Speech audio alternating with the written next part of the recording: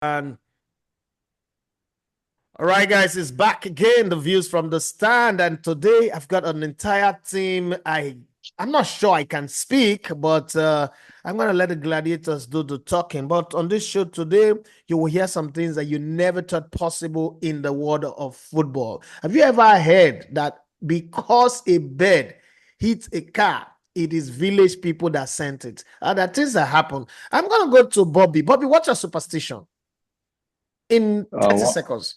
What's your superstition? My superstition. Owls. House. Hand itching. Owls. Okay. Owl. Yeah, hand itching. Okay. It means you want to have Yeah, money. And itching yeah. it You're gonna means you have want to. money. Okay. Yeah. Okay. Abib, what's your superstition? Okay, I think I'm going to be different. I don't think I have any superstitions. I believe in patterns and occurrence. I believe in patterns and occurrence too. Ois, do you have any superstition? You be a doma, you're supposed to get superstition. Ois, what's I your get plenty, superstition? but for the sake of time, I will share. I said I get plenty, but for the sake of time, I will only share one about when elephants gives when rain and sun is shining, it means say elephant they give Nigga, birth. please get out of this place now. Come on. What's that? Query man, China, what's your Yeah, superstition? You are the ancestor. You I don't. definitely should have. No, no, no. I had a great grandfather called Amakwe, very For those powerful for in his those who time. don't know, the pictures are behind you. These are the legend of your Yes, life. yes, a great grandfather called Amakwe, very powerful man, physically and spiritually, and we believe that even in death, he still protects us. We believe that. So whenever anything happens, I know Amakwe is watching me and is guiding me. Well, I do So have I I do don't. have that kind of I belief. fear nothing. I have Yeah. that kind of belief too. Probably is why I am as stubborn as I am anyway. Mario, you're a German. You got any superstition? Not really. Do every day something good, and your next day will start better and easier. Okay, so the new kid on the block. I met him 1 year ago, and we've been family since then in Portugal. Portimao was the place where we met, and we've been friends and family since then. Toby, Clinton, you have any superstition? Yeah. I don't think I have any superstition. Have your mom ever told you about something you shouldn't do, something would show up in the night? Or maybe no, no, not really, not really. So you are just like we where everything is fine, right? Exactly. All right, let me start with you, OEs. 2 days ago, Ikorodu City played their first home game against the defending champion. What a way to start. I felt like it was Ipswich Town, and they lost. So they lost at home at the Mobolaji Johnson Arena. What's your take of that game? And then what are the games that are going to happen this weekend? Ois, let's start with you.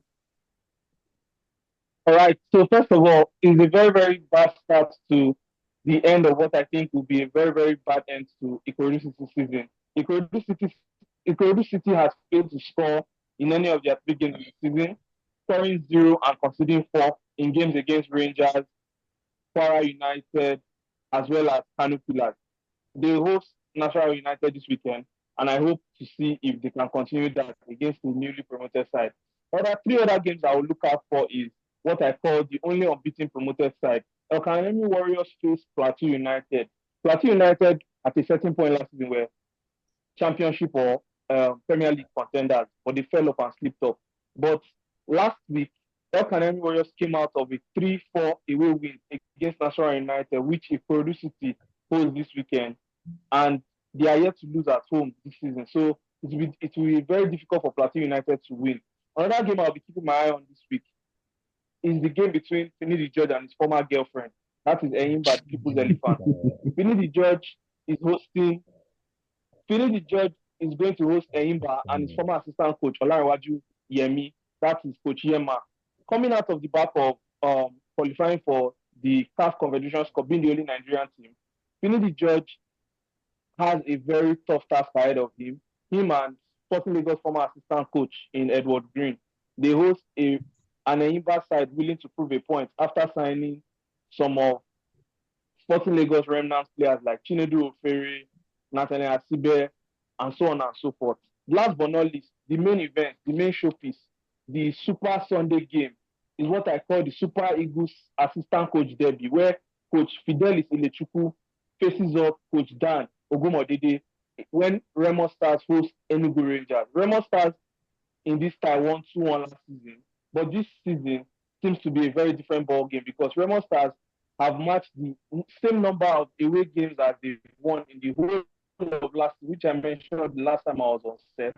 While Enugu Rangers won their first game of the season on Wednesday to Ikorodu City. So time will tell to see what this weekend has in store for us. Thank you.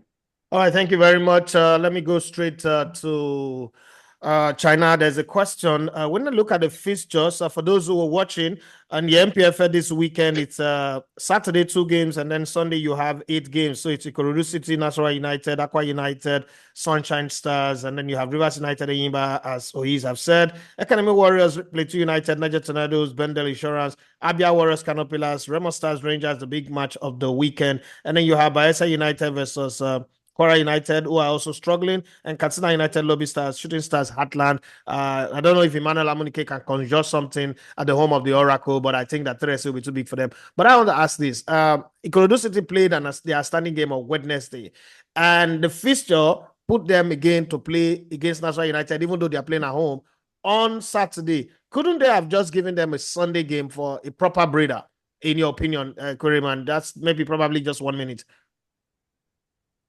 Doesn't really matter. They're both home games. So you play at home on Wednesday, you have 3 days rest or 1 day rest for recovery, 1 day training, then you play on Saturday. They're both home games, so I don't think it matters. All right, so let me go to Bobby and Habib. How you guys split it, I don't know, but one person would have to pass the baton to the other person. A lot of fixtures in the EPL this weekend. What's your take on those fixtures that are coming up? Yeah, I think I can. Does Bobby want to? No, go on. Oh, okay. I think one of the biggest fixtures we are having this weekend has to be Newcastle versus City. I think the key significance in this picture has to be like the absence of Rodri. We all know that Rodri is out with a heel ligament injury for like out of the season, and it's going to.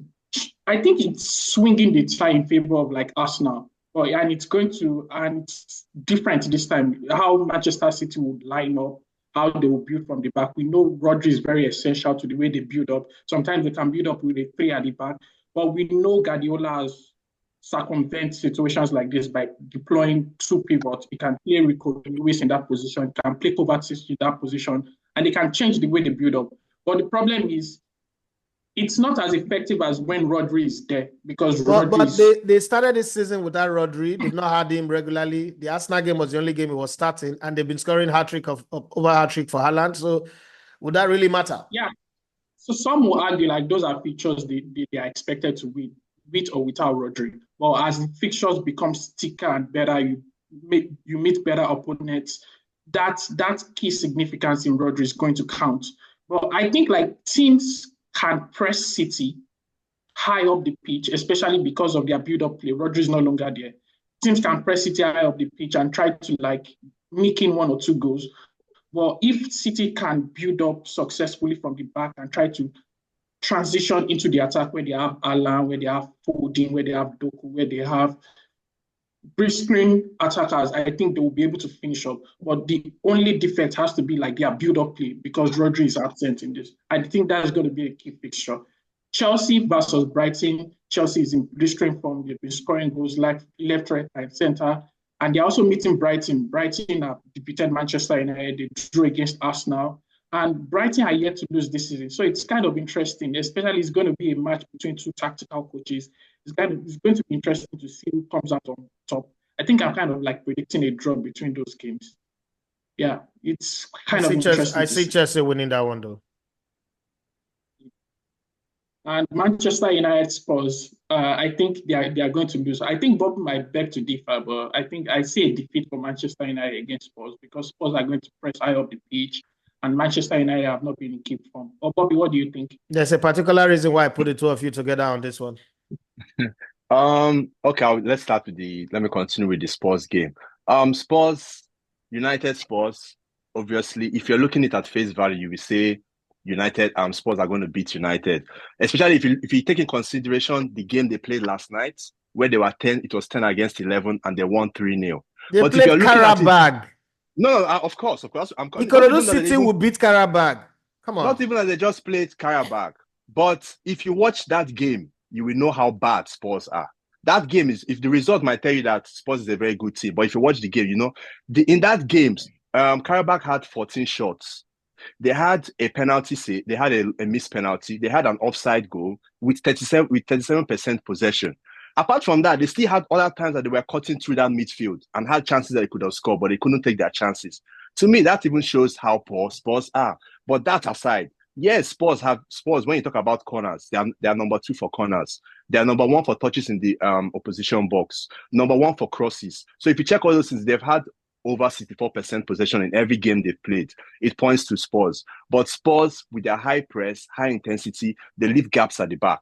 Those gaps can be exploited. They play with 2 number 10s in midfield, which if United gets their midfield right by playing Ugarte, we can counter that with someone like Højlund running in behind. Though, if you talk about their key players, definitely Maddison and Kulusevski. And if you talk about what we played last season, a draw and a win for Spurs. But I still think that United would this game. I think this game sits well for United because of the spaces they will leave, and it will be more of an open game. And if United with their press, possession style, high intensity, quick turnovers, we are likely to win. So I'll go for a win. I can also go to Everton Palace, which is basically 2 teams without a win in the Premier League. One basically is a team that has a leaking backside. The other team is a team with an impotent attack. One team doesn't know how to hold on to a lead. The other team has never had a lead, which is Palace this season. If you talk about Dyche style, more of a rigid style, but it has not been paying off this season. You have the likes of Gazna. Gazna's team basically is a team that plays with a compact midfield, 3 at the back, 2 dynamic forwards and a focal point. Key players basically Eze and Guehi. And for Everton, it's going to be Dominic Calvert-Lewin and Doucouré because he has to cut out those attacks in midfield. We also look at Forest Fulham, 2 Portuguese managers, 8 versus 9. You have a counter-attacking side versus a free-flowing ball-playing side in Fulham. When you talk about the games they played last season, Fulham won their home leg 3-1. Why? Forest won the first leg 3-1, while Fulham won the home leg 5-0. Key players for Fulham, Iwobi and Traore on the wings. For Forest, it's basically going to be Aina, who will have his hands full with Iwobi. And you also have Milinkovic, which I think will have to do very well because the forte of Fulham is crosses and set pieces. So he has to cut the set pieces and crosses out. Also, I forgot, when it comes to the Everton Palace game, the first leg was a draw and Everton won the home leg. So for the league, then you also look at the like of Wolves versus Liverpool. That could be a very interesting game. Wolves have not been able to get any decent result this season. Though they are still owed at least one good this one. Who knows? It might be this game. I'm not saying it to beat, but it looks like it could be this one. Wolves, they press well. Oh, for your hatred for Liverpool, though. I don't like Liverpool. I will never like them. I'm sorry, okay. China, but that is it. Key players, I would say Lima in midfield, up front, Cunha. For Liverpool, basically, Callaghan will have his hands full because despite all that Liverpool has played this season, Liverpool faced a lot of shots in every game. So basically, the keeper has to be on point, and Salah has to do his job by trying to get in behind and get the goals in. So that's about it for the weekend. I think I can round up with talking about Arsenal versus Leicester City. I think in the last 5 fixtures, when Arsenal has faced Leicester City, they've won all 5 games. And I'm expecting a high-scoring game between Arsenal. I think Arsenal is probably going to trash Leicester City at least with 3 or more goals in that game. It's going to be a fantastic picture for Arsenal, that match. I pray they do. Now let me jump straight to Germany. And Mario, give us your take on the German Bundesliga and the extra burden of the Italian Serie A. Yeah, no, absolutely. I'm happy to do so. And obviously everybody here in Germany is bustling about the big match, Bayern München, Bayer 04 Leverkusen tomorrow evening at 6:30 Central European time, so 5:30 Nigeria time. So this is obviously the game to go for. Yeah, first against second, the goal machine of Vincent Company versus the late scorers of Bayer 04 Leverkusen. So that's the biggest game. I look forward to some matches tonight, or the match tonight, Dortmund versus Bochum, because their two venues are just 5 miles apart from each other. So it's a big local derby. Dortmund usually at home, very dominant, very strong, need a win, need to bounce back from a 5-1 defeat at Stuttgart. And tomorrow, obviously, we have, for me, again, another great encounter in the afternoon kickoff is Wolfsburg versus Stuttgart. So I don't know, many of you remember the game last week where Wolfsburg was leading away in Leverkusen 3-2. Victor Boniface scored a goal in stoppage time to get the Leverkusen win 4-3. So exciting game, brilliant game, and they host Stuttgart, which obviously, we have encountered or killed Dortmund last week. Brilliant form, kind of lost key players, but signed up. Sebastian Hoeneß signed up fantastic players. So those are the three matches to watch. And obviously, newly promoted Kiel hosts Eintracht Frankfurt, which gave away a 2-goal lead last minute in stoppage time against Pilsen. And St. Pauli, both newly promoted teams are at the bottom end. They play away to Freiburg, and Freiburg is sort of, our surprise package, because no huge sponsor, no investor, homegrown talent, great scouting, great build up. Obviously, they've got a new coach, but the coach always comes from in-house. They never hire an external coach, and they are in third place, and they host St. Pauli. So if Bayern loses, I mean, the Bayern goal difference is brilliant enough. But if Bayern loses, they will be points equal, and it will be 3 leads, with Bayer, Leverkusen, and Freiburg on top of the table in Germany.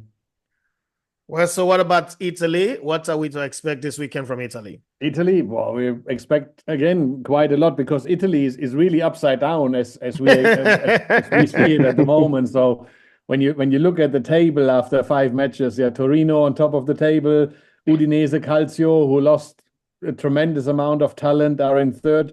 Hired a German coach, Costa Runjaic. Brilliant start of his managing career in Italy.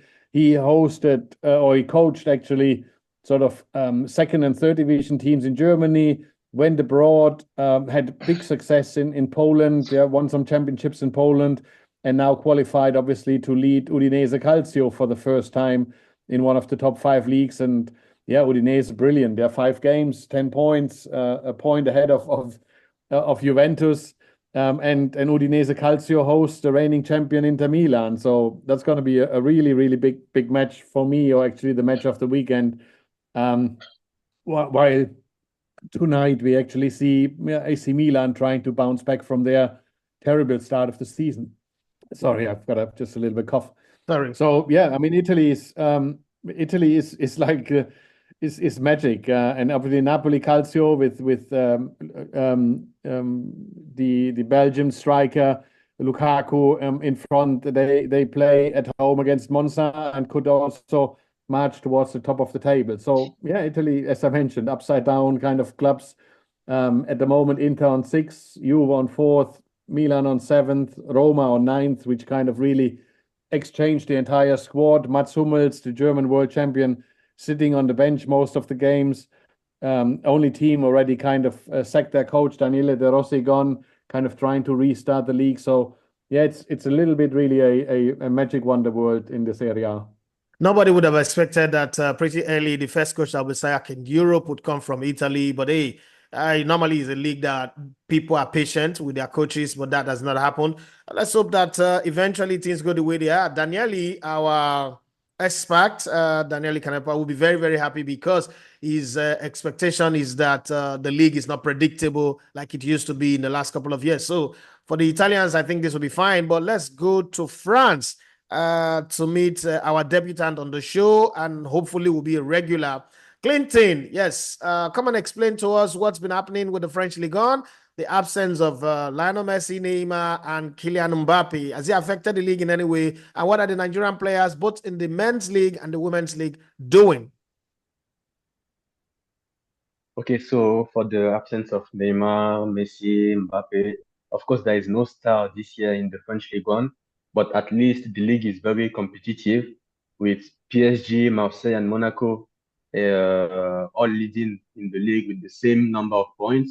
So tonight, match day 6 in Ligue 1 starts tonight with PSG going to Rennes with like maybe 7 players who will not be involved, like Donnarumma, Vitinha, Nuno Mendes, Asensio, who are all injured 3 days before the game against Arsenal in Champions League. So it will be a very good game to watch. Then Marseille are going to Strasbourg on Sunday. It's a must-win game for Marseille if they want to keep their chance alive to win the league. And Monaco are playing against Montpellier. So Monaco and Montpellier is a game where 2 Nigerians will be involved. The first one, Akko Adams, who scored a brace last week. For those who followed him since last year, he started the wheel very well, scoring like maybe I think 7 or 8 goals in the first 15 games of Ligue 1. And this year he is back at his best with Montpellier, so it will be a very good addition for Montpellier.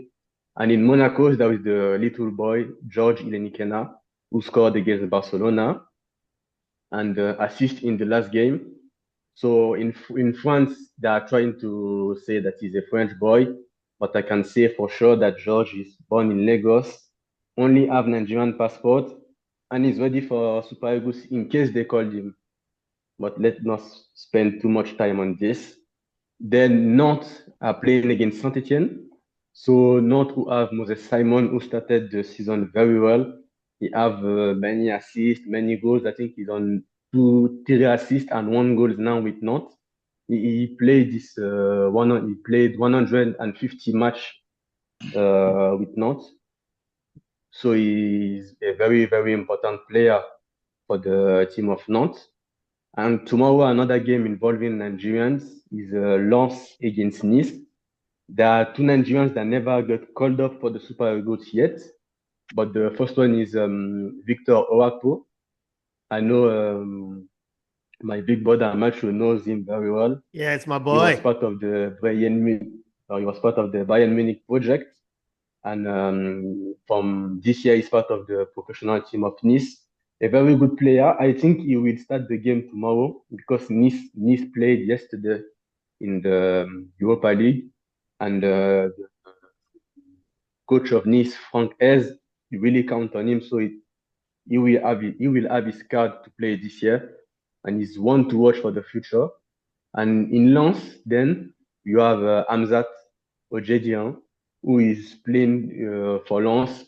Didn't play in the first 2 games, but made immediate impact on his 3rd game, and he's a very good player now. I think during the week they were trying to. I think one information saying that he might be injured, but from the information I get from today, he will take part to the game and will play normally tomorrow against Nice. All right. And for So our Super what are our Falcons, girls doing? FC Paris So and far- Paris Saint-Germain. So unfortunately, for our girls, it's not as good as our men because yesterday in the Champions League qualification, Paris FC got knocked out by Manchester City 8-0 on aggregate, which is not that good for our star keeper Chiamaka Nadozie, conceding 8 goals, but defense let her down, so it's not that good. And for PSG that plays against Juventus, they also get knocked out, which is a big disaster in France because that means there will be only one French club, and Jennifer Echegini, who lose against her former team Juventus. It's a big blow for her because she came in France in PSG, I think, for play the Champions League, discover a new competition, and she will not be part in that competition. Too bad. Very So thank you very much, Clinton. And I know that we'll consistently have you on the show, but let me go to Of our course. ancestor. Hang in there and hear a story that would shock you. So, China, I was reading your book and I came across this story. I'm a Nigerian. I live in Nigeria. I grew up in the Niger Delta. I wouldn't sit here and tell you I've not heard all this type of story. We've heard stories that when you see the owl, outside of your house and a baby dies the next morning, witchcraft had come in. When the crow fly over your head is a sign of danger and all that. There is a story that is akin to that in the book, 1,000 Times on the Same Road. Mario, I am sorry. I'm still looking for means to send the book to you. And again, I'm waiting for the volume 2 to come out so that I send both of them at the same time, because DHL is crazy in Nigeria. But having said that, China, how did we come about that part of that story in your book? You are the one who wrote it. You are the one who experienced it. Share that story with us. Okay, we are in El Kanemi for a game. That was, I think, on the 20th of October, 2005. I remember those dates. And we lost that game 1-0. We had just played a game on the CAF Confederation Cup, and we had to leave the next day to Maiduguri, 23 hours of driving. Lost that game 1-0. On our way back, there's this long stretch of road from Maiduguri to Damaturu, long stretch, and it was early in the morning, about 7 o'clock, maybe 8 o'clock, because we had to leave early. We had another game in Port Harcourt over the weekend. All of a sudden, we had this loud bang, and the glass has shattered. The windscreen in front has shattered. A large kite had crashed into the front windscreen and has shattered the glass. Now, it took the driver some time to steady the bus. This very long, this luxury bus, it's about 50 people. And he was on high speed. Took him a while to steady the bus, and he now parked by the side of the road. There was glass all over. His face had been cut. The coach of the team in front had been cut. We are just there struggling. When we managed to get out of the bus, I first saw the driver, Osama. I still don't know his real name. He was very bearded, so we called him Osama. So he went to the corner of the road and was making some incantations. We didn't understand what he was doing, and he was like performing some rituals. Osama, what's up? Let the nurse clean you up.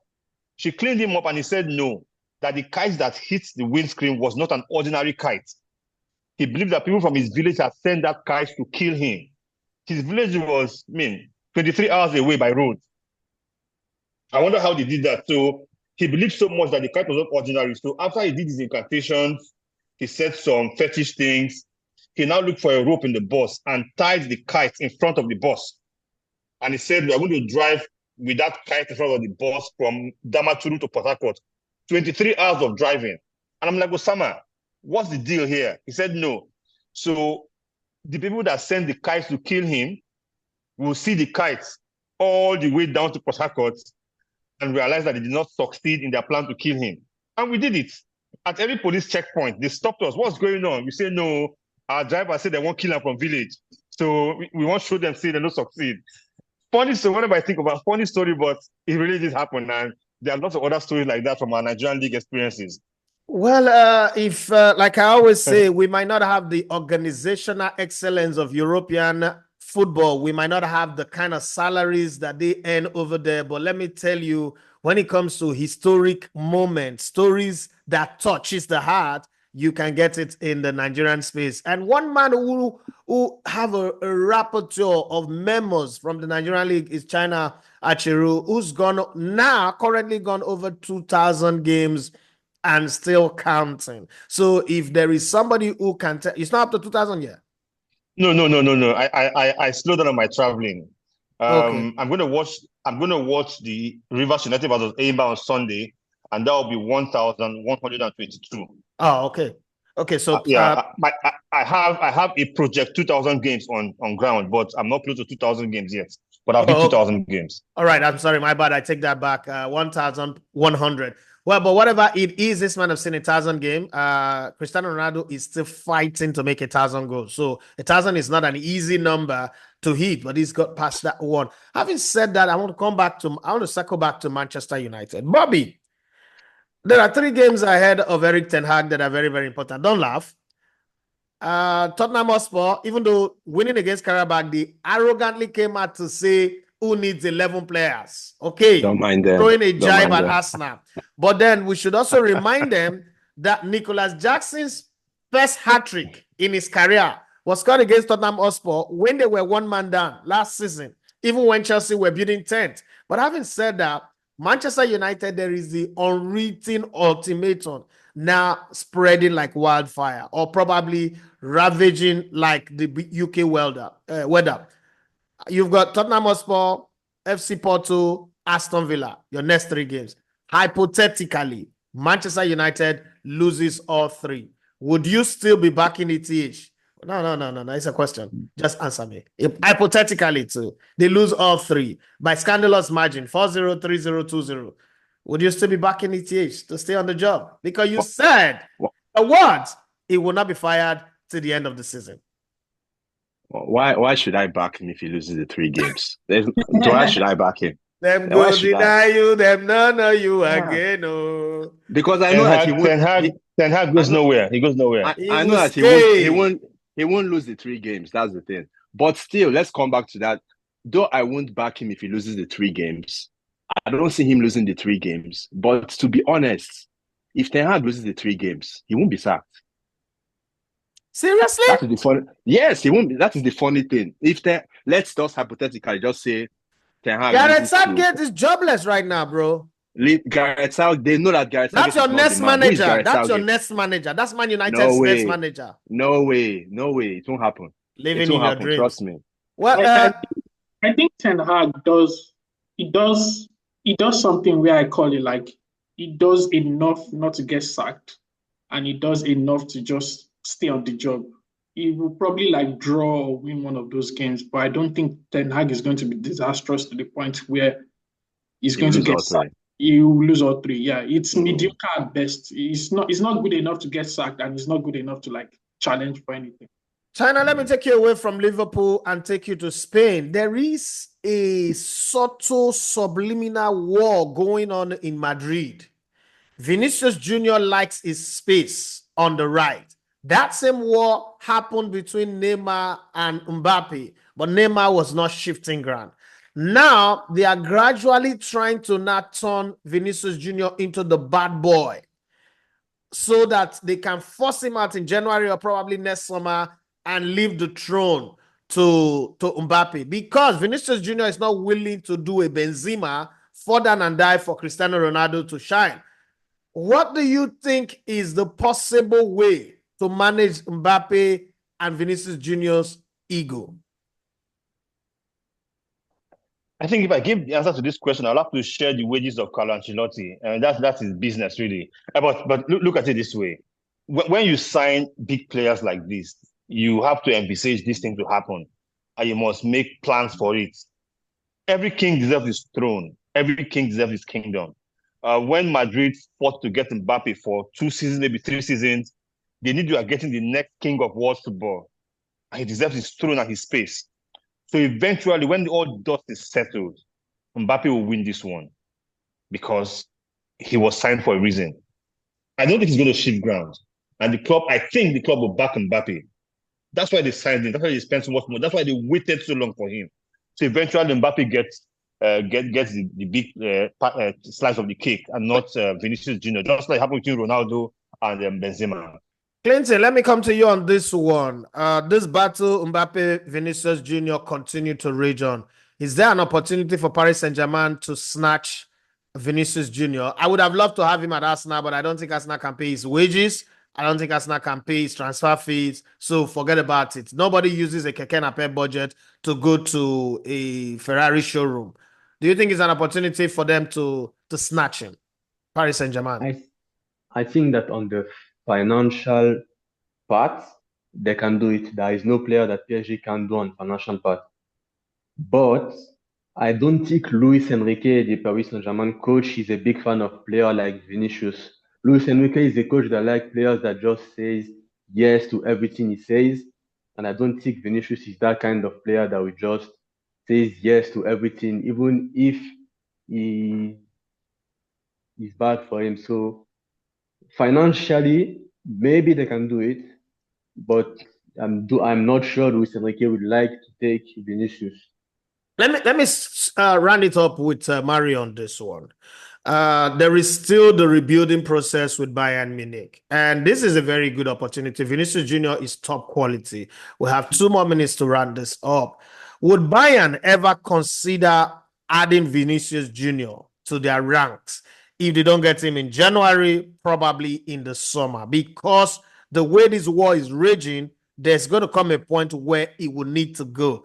And Mbappe stays on the left, Hendrik stays through the middle, and Rodrigo stays on the right-hand side. Is there a possibility of Vinicius Junior running out for Bayern Munich?